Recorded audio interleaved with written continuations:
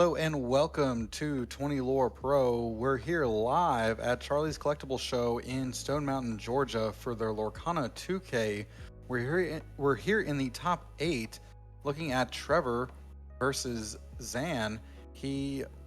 Both of them are piloting Emerald Steel lists. We've seen Zan earlier in today's tournament and yesterday. Got to interview him before here in the top 8. Glad to be here. I'm SirAshtown, one of your announcers. Joining with me today is Hal Brady from Lorcana. Hal, how's it going? It's been good. Been a long weekend. A lot of fun matches. A lot of great plays we've had on camera, and we're finishing up the weekend. We're starting out the top 8.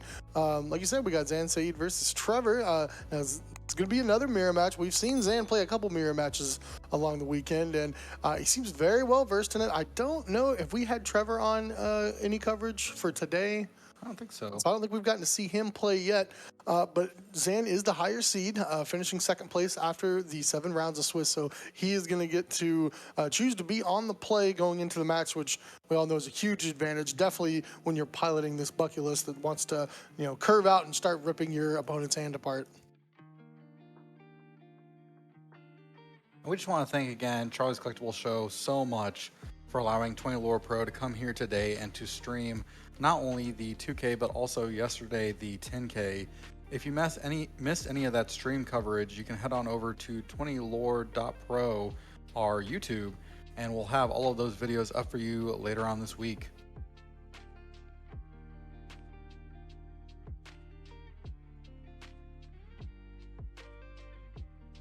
While these two are finishing off their mulligans, we just want to again thank Charlie's Collectible Show, which is a passionate community celebrating fandoms every Wednesday, Saturday, and Sunday, featuring anime, toys, comics, video games, TCGs, and more. 20 Lore Pro is heading to Austin, Texas this following weekend for Game Castle's Lorcana 1K.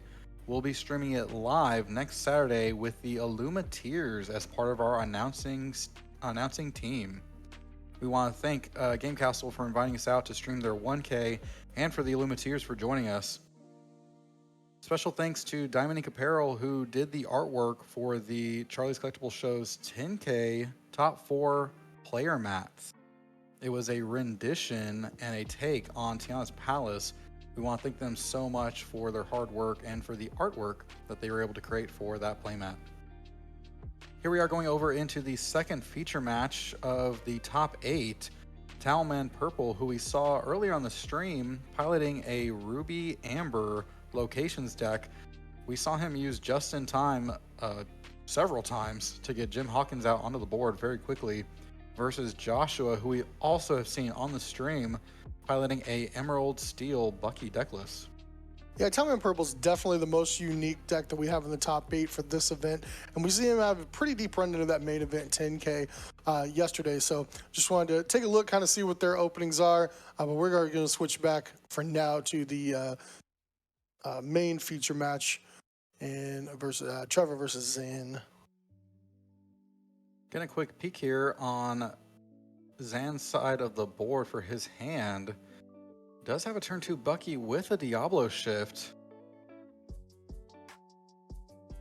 Yeah, I wonder. So Zan got a full look at Trevor's hand. Well, actually, both players got a full look at each other's hand with that turn 1 Diablo. So we see that Zan has got the full combo for turn 2, but just curious if... Yeah, so Zan's going to go ahead and pull it off. We saw one game where he held back on going for it just because he knew that Trevor had, or well, his last mirror match opponent had a removal action for that Diablo. But this is the start you want. Diablo already shifted, Bucky's already making your opponent discard, and Diablo got even more value when it got to Singlet the Storm Rage on to take out Trevor's 1-drop Diablo. So Trevor's trying to rebuild. He's going to answer back with a Hidden Cove and a 1-drop Robin Hood, and let's see if he's able to rebuild after just that almost virtually perfect start from Zan. We're shifting over to the second feature match. Twitch, really excited about this TowelManPurple matchup against Joshua. Really excited to see these two players here. And we see that there was a just in time on turn 3 into Card Soldiers. really a strong play having that 5-drop 5/5 that can quest for 2 on turn 3. Yeah, not something, a 5/5 on turn 3 is not something that Emerald Shield's really used to having to deal with. Now, every once in a while, you'll have an opponent go turn 1 Robin Hood and shift into the 3/6 Robin Hood, but 5/5 is it's a little bit different story as well. And here we are back to the first feature match with Zan over here with a second Diablo. Just able to really just make his opponent discard again and really have his board state ready to draw more cards. Let's see how Trevor tries to find a way to just come back into this. You see Trevor actually having to ink his own Bucky because he has got to try to get on the board and fight back against these Diablos, or Zan's just going to immediately run away with it. But I already see that Zan's got a Strength or Raging Fire waiting in the wings in that hand. No way that one of his Diablos isn't going to just sing that. And Trevor didn't have enough ink to move that over to the Hidden Cove yet, either in a third Diablo. Wow. And Trevor is already out of cards. Zan's already got the song to take out Trevor's bird, and this is going to be a really tough game for Trevor to come back to. And in fact, I think he's like, you know what? I already know that I can't come back from this. So while they're shuffling up for game 2, let's take a look at what TowelManPurple and Joshua are working up here. So we still see TowelManPurple's got that card soldiers. It's only got 1 damage on it. Still a 5/5 questing away for 2 a turn. In that Mother Gothel with 3 damage on it. Just waiting to find that Rapunzel to heal it up for 3 and draw 3 cards. But let's see what Joshua can find here. It's gonna ink a Bucky, and somehow one of Joshua's Buckies is gone. I wonder how that got discarded. If he ended up having to, he may have exerted even to have to try to sing a Sudden Chill, and it's definitely not where we want to be. But I mean, if Towelman already was pretty much on 0 cards, then the Bucky's not going to do much work. Looks like that Bucky did sing a Sudden Chill, trying to take a card out of Towelman's hand, getting challenged and banished in the process. And then we see TowelManPurple play the final card in his hand. He inks up to 4 and plays an RLS Legacy. So now Joshua's looking at an 8 willpower location that's going to gain 2 lore turn. And then if Towelman wants to, he can get both of those characters on that ship, just making his whole team evasive. And that means he'll be questing for 3 a turn. So 5 lore total a turn until Josh is able to answer this RLS Legacy. He does get that Champion of Sherwood in play, but that is only 4 attack power on board. So it's going to be at least 2 turns. I mean, Towelman's going to have 10 lore added up by then, be looking at 14. So yeah, he decides to put them both in the RLS Legacy. It does cost 3 to move the first character there, but then after you've got one there, it's discounted by 2 for each additional one, so only 1 ink to move the second one. So the whole team's evasive, decides to go ahead and empty his hand, ink that Sisu, and back over to Josh to see if he can start to answer this problem. Wow, just staring down this 5-drop 5/5 for 2 questing power on turn 3, just really hard to just come back like this. Able to take out his whole hand, but we're going to really see how Joshua can utilize his Emerald Steel List to try to get there. Towelman here, both of his characters on that location on that RLS, getting lore off of it every turn. Like you're saying, Hal, just so much to look at. Yeah, and all he had was another 1-drop Diablo right now. Oh my goodness, he finds the Rapunzel. That's a great top deck. So it heals the Mother Gothel for 3, draws 3 whole brand new cards. And you notice that Josh feels like he's a little too far behind, but he decided not to even go in 3 on the RLS Legacy. It's probably just a little too much to worry about. He decided to just quest for 2, and then the Rapunzel card draw finds him another one of those locations. It's the Underworld, so that'll gain him another additional lore each turn, and it's got 6 willpower. So now he's got 14 willpower just in his locations that are gaining him lore every turn. He's already at 12. 2 of his 3 characters are evasive. I wouldn't be surprised to see that Rapunzel join the rest of the crew on that RLS Legacy, start questing for 2 more. Now there is a Pegasus that'll be a 3/3 with evasive. That's still just not going to quite be enough, but Joshua is able to get a 4th character in play and string together that Strength of the Raging Fire to take out that 5/5 card soldiers. Yeah, like you're saying, Hal, these locations are just Really doing so much for Talman right here. I mean, we're at 15. They're still unscathed. They haven't even been touched. Like, I think that even if Josh is able to answer the rest of the characters on the board, I don't think he'll be able to answer, that much 14 willpower worth of locations before Talman closes it out and gets to the last 20 lore that he needs. He's got 3 lore worth of characters to go to 18 right now. Something that's just really impressive too is the fact that this Emerald Steel list, really using Bucky's cards to try to discard their opponent's hand. TowelManPurple didn't need a whole lot of ink to use just in time, just needed the 3 and was able to just dump out so much of his hand. All the rest of the cards in his hand was able to help him get what he has here on the board. Just a lot of things happening. Yep, and Joshua's seen enough. Top deck, so the 1-drop Pegasus, and Talman will go to 20 just from the location. So just a great showing from that. That's such a unique deck from him that he's brought this weekend. So we're back to our main feature match, Trevor versus Zan. Zan took game 1. Trevor's on the play, and it looks like, Trevor's already got a Diablo in play, and also he somehow has this Tragic Beast in play as well. He must have been, I guess Trevor has Morph in his deck? That's got to be the case, because this Tragic Beast, no other way to get there besides having a Morse to shift onto. We're hearing from the production team that is the exact case, that he had a turn 2 Morph into this turn 3 Beast. Yeah, so Trevor's the one with the broken start this game. Neither player with the Bucky, but well, I'll eat my words. Trevor's got it now, and so Trevor's able to get that 3rd character into play. Already had enough, but gonna go ahead and strengthen the Raging Fire. Now Zan's board is completely empty, while Trevor's got his Bucky, his Diablo running, and that Tragic Beast. Man, sometimes these Emerald Steel matchups just seem so one-sided. If one player is able to string together what they need and the other can't. Now, there's a good start from Zan. He's got the Long Came Zeus to take out the Beast, but still staring down that Bucky, and his hand's not empty yet. So if Trevor has some more Floodborns, I imagine this is going to be, another one. He has the Inca Champion in Sherwood to put another 5-drop Robin Hood into play. Now the Bucky triggers start coming, and he's going to have to deal with this Diablo. You see Zan's having to, discard a Diablo of his own. Yeah, just indicating, seeing the inked Robin Champion Sherwood just makes sense that he has another one in hand. We see 2 cards in Trevor's hand, one of them being Strength of Raging Fire. Not sure what the other one is. A lot of things happening on Trevor's side of the board, a lot of board state advantage here. We're going to have to see what Zan can probably do to try to get back here. Grab Your Swords is a decent start. So that's going to take out Trevor's Bucky. It's going to take out his Diablo. It's got 2 damage on the Robin Hood. It's going to stick around a little bit, but Trevor's only at 6 lore with a couple cards left. So it's not too far out of reach. Zan could still slowly sneak back into this game. But Trevor's just got all the 5-drop Floodborns, just slamming one every turn. He's got another Tragic Beast in play. Zan is top decking the Jafar Dreadnought. Still got at least 1 card left, unknown, not sure what he's got.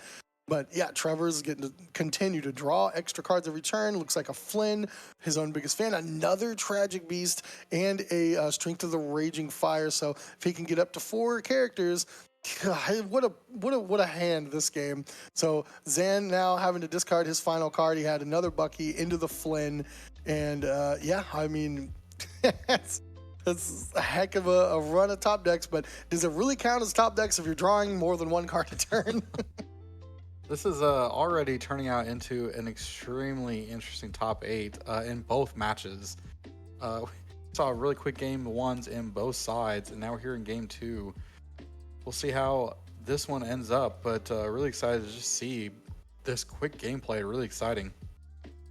Yep, so Zan still sending a 0 lure to Trevor's 12. Zan's got a Jafar, at least got to finish off the Beast Tragic Hero. But yeah, as Trevor can just keep playing these Floodborns, empty Zan's hand, and that Flynn's not going to need to quest too many more times. And the Robin Hood, not missing a beat, takes out the Jafar, still gets the 2 lore. And here is yet another 5-cost Floodborn. So Zan's back down to 0 cards, and Flynn's going to go for a full 4, putting him to 18. Trevor could just go over the style points and quest with that Bucky, but I don't think it matters. He should be able to shore it up. He's got the Flynn, he's got 2 Robin Hoods, he's got the Bucky. To Zan's nothing. So, yep, Zan's going to scoop it up, and, ended up being a quick first 2 games, and that means Zanzaid will be on the play going into game 3. Here we are in our second feature match with TowelManPurple. Oh, we're just in time. Oh, we are just in time. Scene 2 so far this match. Goodness. Yeah, so it looks like we catch up here. It looks like it was for Josh. It was a turn 1 Robin Hood, turn 2 Bucky, and a turn 3 Shift. And TowelManPurple had 2 just in time, so we pitched one of those to that Floodborn trigger. Looks like he had a turn 2 Lumiere, and then the second just in time was resolved in putting a 5/5 2 Quester card soldiers into play. So Josh was going to try to fight back, and he's on board with that Ursula Deceiver of all, and see what he wants to do with that Robin Hood Championship Sherwood this turn. This time, a lot scarier of a board position to be in here, with Joshua having this Ursula Deceiver of All, a Bucky, and the Robin Hood Champion Sherwood. We know that Ursula Deceiver of All can be a great singer, and we'll have to see right now what TowelManPurple can do before too much of his hand is ripped away from him. And Lumiere doing a little work too, because that means that card soldiers got +1 attack. It would be a clean trade with that Robin Hood. Prince Eric. Yep, not a card that we've seen much from set 4. Now, we saw it running around a little bit in the Mufasa decks from set 3. I actually don't think I've seen it in even the set 4 Mufasa decks, but was kind of a mainstay in some of those Amber Ruby Mufasa decks from set 3. But yeah, let's take a look. It's a 4-cost non-inkable 2/2. It's a 2 lore value. Whenever this character is banished, you may banish chosen character. It's actually kind of a nightmare for any of the steel decks. Yeah, just this positioning of having this Prince Eric and the card soldiers just able to be ready to just challenge into anything and get ready to banish it. Great place to be in for TowelManPurple. Having a discard here to this Bucky trigger off of the Aladdin. But now, yeah, that Prince Eric, it's so unique. So if Josh decides to turn any of his guys sideways, that Prince Eric could go into it and then gets to banish any card of Joshua's choosing. But if Joshua decides to send back, then the Prince Eric gets to just start questing away for 2. And that's not nothing. So, and then if Josh wants to fight back, then it still is going to get to cleanly take something out. So there is a clean answer to that. Dreaded card soldiers from the Along Came Zeus. So the champion of Sherwood went ahead and sung that, cleared that up, but still staring down. I mean, it looks like Joshua's ahead on board, but that Prince Eric is still kind of a menace. I think what we were looking at beforehand with the Bucky trigger, TowelManPurple was debating on, I think, an RLS or the Mother Gothel discard. RLS able to give his characters evasive, costing quite a bit though, and would not be able to move anything over there this turn. Yeah, this one's a really close game. Towelman on his last 2 cards. We've seen the power of Just in Time, but it wasn't the really powerful draw we saw, where he does the Jim Hawkins into the RLS Legacy on turn 3 is pretty much the peak power level of what this deck can do on turn 3.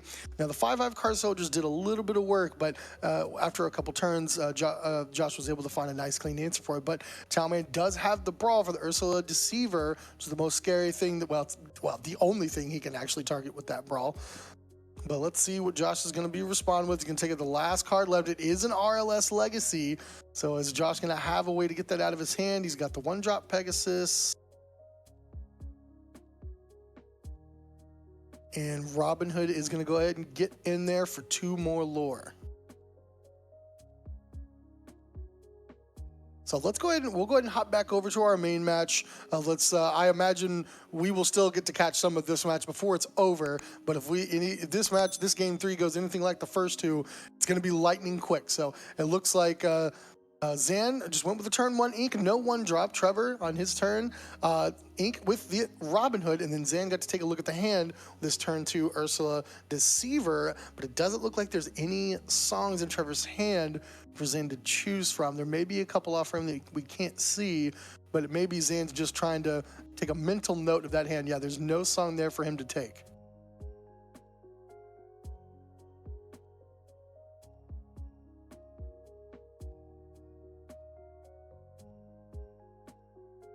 There's one Robin Hood Champion Sherwood being inked right here with a Bucky on turn 2, maybe indicating that on turn 3 he's got another Champion Sherwood to shift onto that Robin Hood there. Could be a strong move. Yeah, I definitely see there is another champion Sherwood in Trevor's hand, as well as another Bucky, and I'm almost positive I caught a glimpse of a Diablo as well. So Zan's got a Diablo of his own. It really does sting for Zan to not have a turn 2 Bucky on his side, but most of the time that Ursula does have a target to hit. It was just a little unfortunate for Zan that Trevor just had a handful of characters and no songs for it to snag, especially when Trevor is on this line of Bucky and then is almost definitely going to be deploying a Floodborn this turn. Just does he want to go with his own Diablo, or does he want to go ahead and shift into that big champion of Sherwood? Yeah, tough choice. We can even see it right here, that Diablo in hand right there. And he does decide to go with Diablo, triggering the Bucky. So this one is still anybody's game, especially if Zan has an answer for Trevor's Diablo and gets to keep his. That Diablo could really offset all of the Bucky discard as well. So it'll give Zan still plenty of options to keep playing in this game before, inevitably, most of the time, like we've seen over the weekend, it just ends up in this top deck war. Zan discarding his own Robin Hood champion of Sherwood. Trevor chooses to challenge getting rid of that Ursula. Not just leaving a Diablo on Zan's side of the board.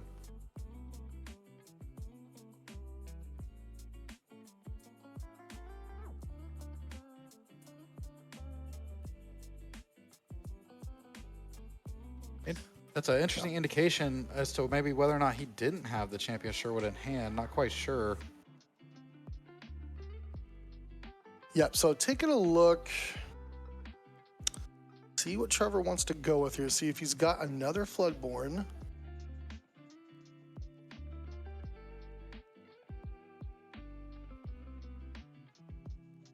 Well, we're glad to be here today at Charlie's Collectible Show's Lorcana 2K here with 20 Lore Pro. Excited to be watching the top 8 feature match here. Zan versus Trevor. Zan able to play a Ursula, Deceiver of All, following it up with a Sung, Strength of Raging Fire, taking out Trevor's Diablo.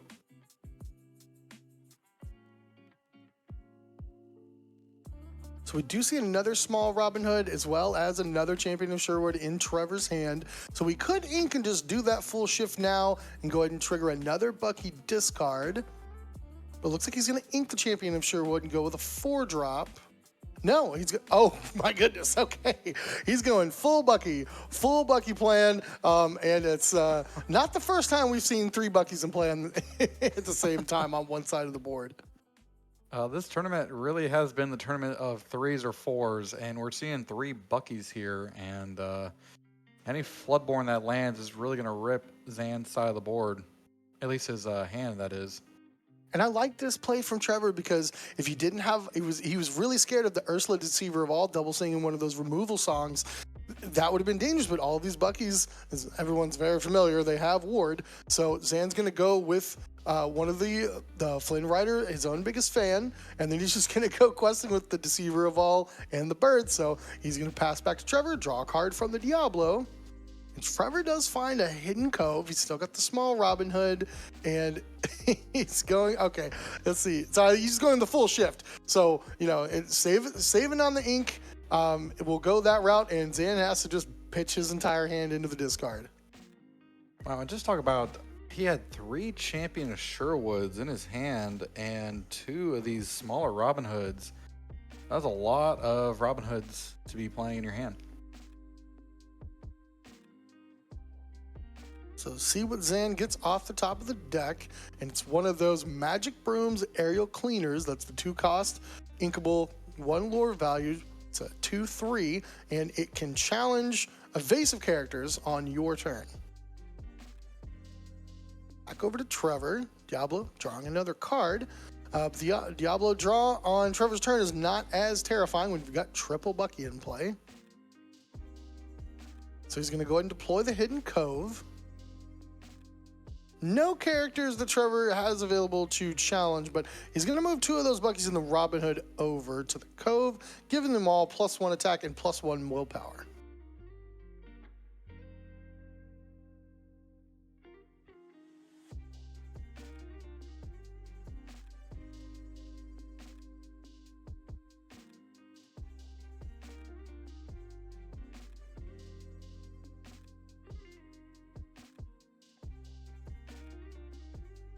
We just got word from our producer that TowelManPurple ended up losing in game 2, but they are going to game 3. Zane and Trevor here are very close here in this game 3. This is turning out to be really close with a 10-3 lore count.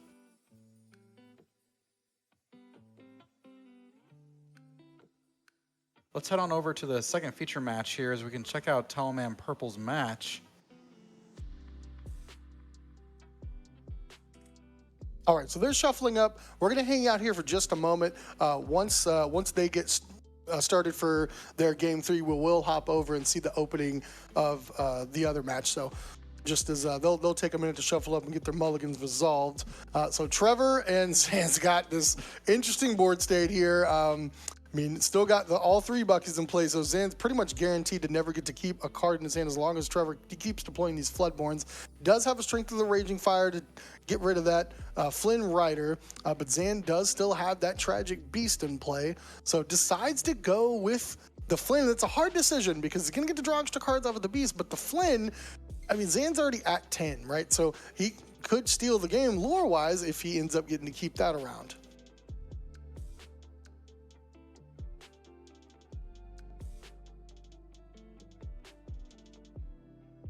We've just been given both of these players' lists, kind of looking at them and comparing them. We see that Trevor here is playing 2 We Don't Talk About Brunos, along with those 2 morphs that we saw one earlier in the match that allowed him to shift the Beast Tragic Hero onto. So Zan actually finding one of his copies of Grab Your Swords, and that cleans up all 3 buckies. Zan decided to throw down a bucky of his own, and as well as another copy of Ursula, Deceiver of All. Trevor is just left with that Robin Hood, Champion of Sherwood, with 2 damage already on it. Let's see what he wants to do with that. Zan still's got the Tragic Beast, the Aerial Cleaner, and the Diablo. And Zan's threatening to close the game in just a couple turns lore-wise, unless Trevor can find something. All he has is that Diablo.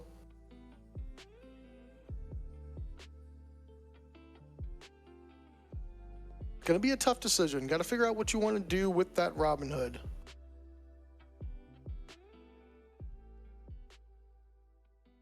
Gonna take out one of those Deceiver of Alls. Still get to get the 2 lores, who's slowly creeping back up in the lore race, but I think Zan's gonna end up running away with it here. So Tragic Beast still unscathed, gonna draw an extra card for the turn. Can go for 2, 3, 4, 5, 6 lore if he wants to throw everybody in and go to 16, and almost surely can wrap it up next turn. Let's see what he draws.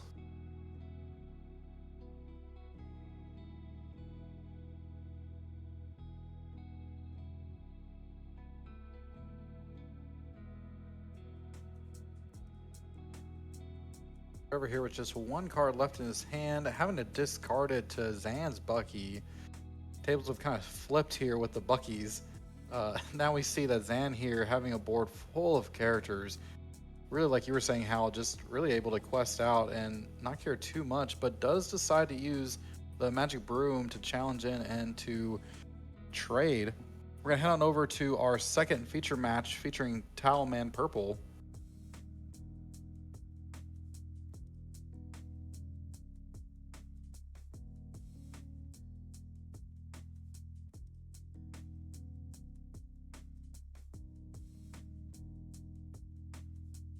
Zane here at 10, lore with Trevor 7 is questing out.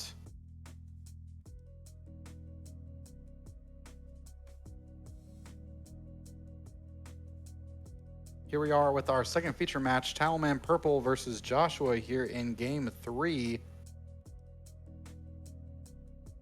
Yeah, so it looks like Joshua's established turn 1 with the Pegasus, turn 2 Bucky, and Towelman is, so far, it looks like he went with the turn 2 Underworld, and setting up for something turn 3 is inked the Mother Gothel, and see what he's got for his turn 3 play.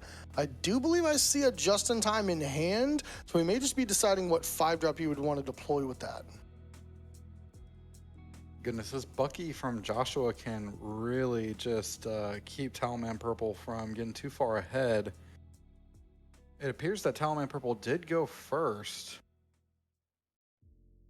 He also was the higher seed, so that makes sense, but here he is about to play a Just-in-Time into a Queen. Yep, so the Queen of Hearts didn't have the Jim Hawkins into another location, and he's already down to 3 cards, so this Bucky's definitely going to be able to do some work. But the Queen of Hearts would be able to threaten some additional card draw on down the line if TowelMan's able to get any challenges in. And we've seen in other matchups in Emerald Steel that Pegasus able to take some of these turns to really just quest. Back on our other feature match, Zan did take the win. They are going into game 3 as we're here watching TowelManPurple and Joshua. Yeah, Zan's moving on to the semifinals. Congratulations to Zan on winning that match, going into the top 4. Excited to see him play. Yep, so Joshua's deploying a Diablo that's going to trigger the Bucky. TowelManPurple is going to pitch one of the Tiana's Palaces to the discard. Now he needs to decide what to do with that Pegasus. If he wants to go in for one or start trying to whittle down that Underworld location over on TowelMan's side.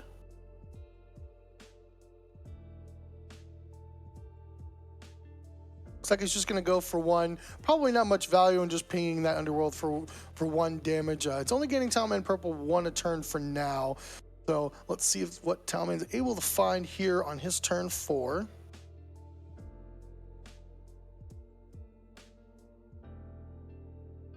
Yeah, this Diablo just so good on Joshua's side of the board. All these evasive characters. We see TowelManPurple here moving everything over onto that location. Here's a Tuk from TowelManPurple. Yeah, so when Tuk comes into play, he is able to take himself and drag another character with him to any location that you have on the board. And he is a 2/3 with evasive. He also buffs the character that he pulls over by 2 attack. So now the Tuk has evasive, but the Queen of Hearts doesn't. So the Queen of Hearts is not able to challenge into that Pegasus. But Tuk now is going to be kind of holding the fence here for that, potentially that Diablo and that Pegasus, unless Joshua can find an answer for it. Yeah, what an exciting card that we haven't seen a whole lot of to just kind of have an answer really for Diablo here with this evasive Tuk. Really cool to see this 2/3 evasive here in Ruby.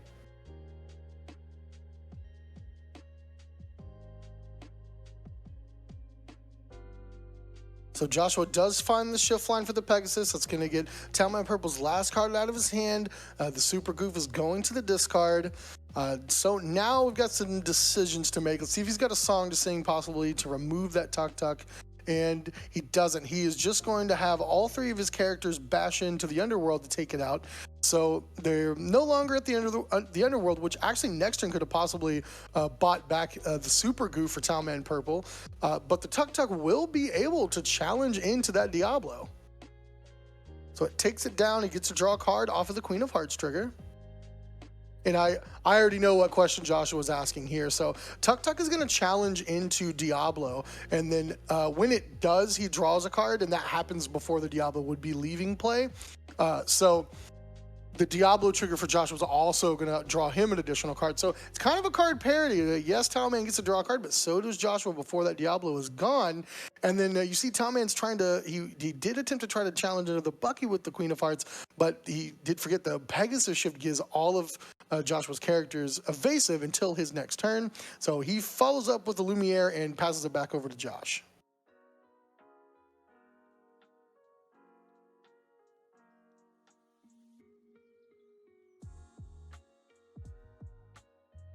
I think TowelMan still just has the 1 lone card in his hand, so if Joshua is able to find another Floodborn, that's going to clear that one out. Joshua thinking real hard about this decision. So your quarterfinals match is game 3, both players at 2 lore. It's just a little bit of a power struggle here on the board. And he's going to go to the Tragic Beast, so that is going to get the last card, and TowelManPurple is going to have to pitch the RLS Legacy, which would have been a decent card to have in play, especially trying to deal with these evasives coming out from Josh's deck.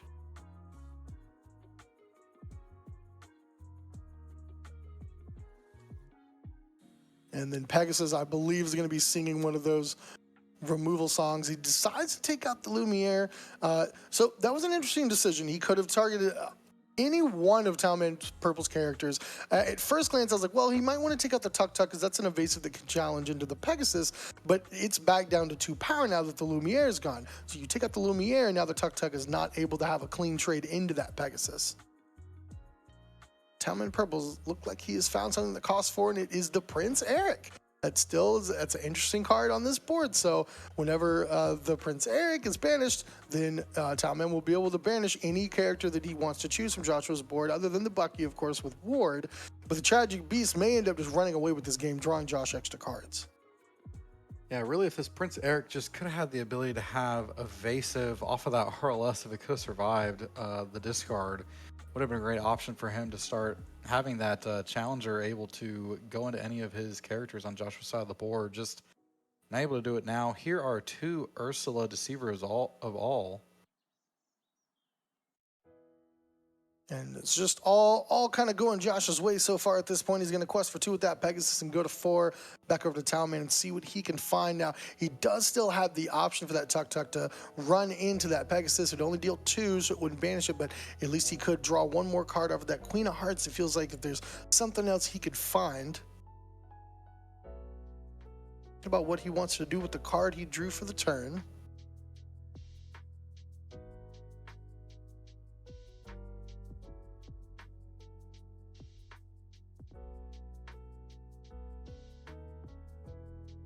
Some tough choices now for TowelManPurple to make. Really, there are several cards that we know that are in his deck that require 5 ink.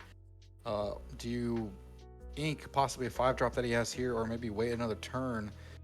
Lots of things on Joshua's side of the board that need answering, especially this beast just drawing continually for Joshua's side every time it takes his turn. Just a tough situation right now for him to be in. Hard decision for him to make. Yeah, I imagine the Prince Eric is going to end up questing for 2, because even if it does get banished, he could hit something, either the Pegasus or the Tragic Beast.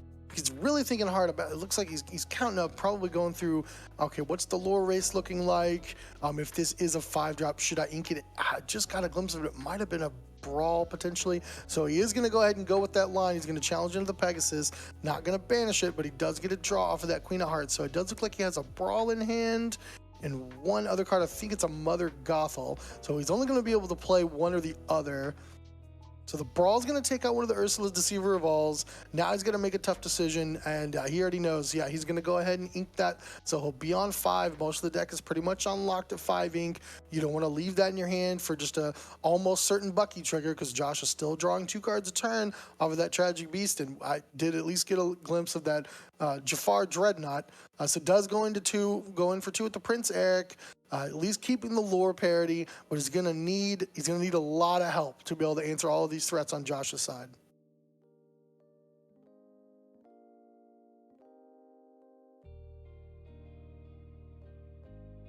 Okay, so Josh goes with a 1-drop Pegasus, immediately shifts it, gives his entire board evasive. So he's going to be able to quest out with the entire board, and then not done yet, they're going to go ahead and play another copy of Diablo. So questing up with the whole board, back to Towelman with just that Prince Eric and the Queen of Hearts, and neither of them able to challenge anything over on Josh's side. And Josh is up to 10. With 2, 3, 4, 5, 6, 7, 8, 9, potentially going up to 19 next turn. No board wipes in Towelman's deck. Towelman's really wanting to be the aggressor and the question asker here, and really wants to have his opponents to have to deal with his problems and not the other way around. So draws another Queen of Hearts for the turn. It's not going to do enough, unfortunately, because there's nothing that he can challenge into, so he might as well quest with the Prince Eric, and probably just considering, well, do I quest with the Queen of Hearts or not? But yeah, I don't know that there's any card that could be drawn for Towelman next turn to get out of this. TowelManPurple being here at 5, I don't believe he plays a copy of Be Prepared in his list, but even if he did, not able to cast it here. Josh just taking a quick look at over all his decisions and all his lines. Both players do know each other's decks, so Josh would know what all answers that Towelman could potentially have.